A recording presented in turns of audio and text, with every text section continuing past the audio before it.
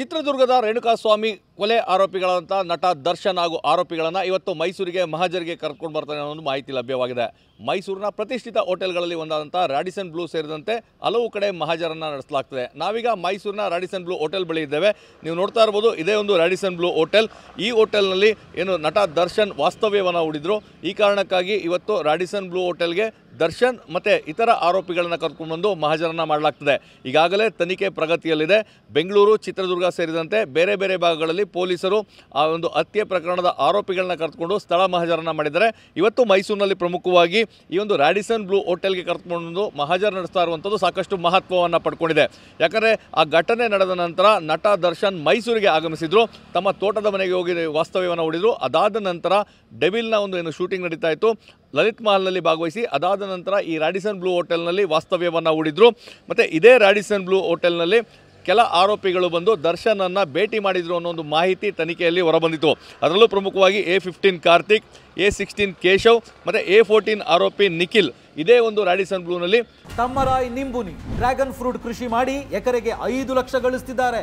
ನೀವು ಕೂಡ ಅವರಿಂದ ಕಲಿಬೇಕಾ? ಅವ್ರ ಜೊತೆ ವಿಡಿಯೋ ಕಾಲ್ನಲ್ಲಿ ಮಾತಾಡಬೇಕಾ? ಈಗಲೇ ಫ್ರೀಡಮ್ ಆ್ಯಪ್ ಡೌನ್ಲೋಡ್ ಮಾಡಿ. ದರ್ಶನ್ರನ್ನು ಮೊದಲ ಬಾರಿಗೆ ಭೇಟಿಯಾಗಿದ್ದರು.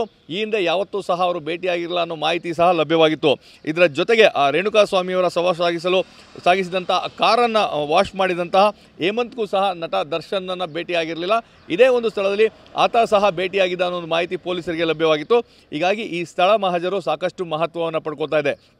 ಕೇವಲ ರಾಡಿಸನ್ ಬ್ಲೂ ಹೋಟೆಲ್ ಮಾತ್ರವಲ್ಲ, ಮೈಸೂರಿನಲ್ಲಿ ಅವರು ಬಂದ ನಂತರ ಏನು ಮಂಗಳವಾರ ಬೆಳಗ್ಗೆ ತಮ್ಮ ವರ್ಕೌಟ್ ಮಾಡೋದಕ್ಕೆ ಕುವೆಂಪು ನಗರದ ಗೋಲ್ಡ್ಸ್ ಜಿಮ್ಗೆ ತೆರಳಿದ್ರು. ಅಲ್ಲಿಯೂ ಸಹ ಹೋಗಿ ಮಹಾಜರು ಮಾಡುವಂತಹ ಸಾಧ್ಯತೆ ಇದೆ. ಯಾಕಂದರೆ ಅಲ್ಲಿಂದ ಬಂದ ನಂತರವೇ ದರ್ಶನ್ನ ಬೆಂಗಳೂರು ಪೊಲೀಸರು ಬಂಧಿಸಿದರು.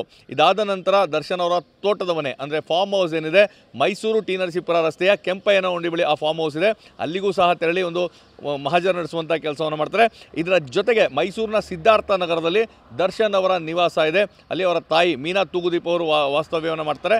ಅಲ್ಲಿಗೂ ಸಹ ತೆರಳಿ ಮಹಾಜರ್ ನಡೆಸುವಂಥ ಸಾಧ್ಯತೆ ಇದೆ. ಅದಾದ ನಂತರ ಸಿದ್ಧಾರ್ಥ ನಗರದ ಮತ್ತೊಂದು ಪ್ರತಿಷ್ಠಿತ ಹೋಟೆಲ್ ಲಲಿತ್ ಮಹಲ್ ಏನಿದೆ, ಅಲ್ಲೇನು ಡೆವಿಲ್ ಶೂಟಿಂಗ್ ಇತ್ತು. ಘಟನೆ ನಡೆದ ನಂತರ ಮೈಸೂರಿಗೆ ಬಂದಂತಹ ದರ್ಶನ್ ತಮ್ಮ ಏನು ಫಾರ್ಮ್ ಹೌಸ್ನಲ್ಲಿ ಉಳ್ಕೊಂಡಿದ್ರು. ಅದಾದ ನಂತರ ಫಾರ್ಮ್ ಹೌಸಿಂದ ನೇರವಾಗಿ ತೆರಳಿದಂಥದ್ದು ಆ ಡೆವಿಲ್ ಶೂಟಿಂಗ್ನ ಒಂದು ಸ್ಥಳಕ್ಕೆ. ಹೀಗಾಗಿ ಅಲ್ಲಿಯೂ ಸಹ ಪೊಲೀಸರು ಮಹಾಜರು ಮಾಡುವಂಥ ಒಂದು ಸಾಧ್ಯತೆ ಇದೆ. ಹೀಗಾಗಿ ಇವತ್ತು ನಟ ದರ್ಶನ್ ಮತ್ತು ಇತರ ಆರೋಪಿಗಳನ್ನು ಮೈಸೂರಿಗೆ ಕರ್ಕೊಂಡು ಬರುವಂತಹ ಮಾಹಿತಿ ಲಭ್ಯವಾಗಿದೆ. ಮೈಸೂರಿನ ಈ ಒಂದು ಮಹಾಜರು ಪ್ರಕ್ರಿಯೆ ಸಾಕಷ್ಟು ಮಹತ್ವವನ್ನು ಪಡ್ಕೊಳ್ತದೆ. ಯಾವ ರೀತಿಯಾದಂಥ ಸಾಕ್ಷ್ಯಗಳು ಅವ್ರಿಗೆ ಸಿಗ್ತದೆ ಮತ್ತು ಇಲ್ಲಿ ಮಾಹಿತಿಯನ್ನು ಸಂಗ್ರಹಿಸುವಂಥ ಸಂದರ್ಭದಲ್ಲಿ ಯಾವ ರೀತಿಯಾದಂತಹ ಮಾಹಿತಿಗಳು ಲಭ್ಯವಾಗ್ತದೆ, ಇದು ಪ್ರಕರಣದ ಮೇಲೆ ಸಾಕಷ್ಟು ಪ್ರಭಾವವನ್ನು ಬೀರುವಂತಹ ಸಾಧ್ಯತೆ ಇದೆ. ಹೀಗಾಗಿ ಮೈಸೂರಿಗೆ ಕರ್ಕೊಂಡು ಬರುವಂತಹ ಮಹಾಜರು ಪ್ರಕ್ರಿಯೆ ಸಾಕಷ್ಟು ಮಹತ್ವವನ್ನು ಪಡ್ಕೊಂಡಿದೆ.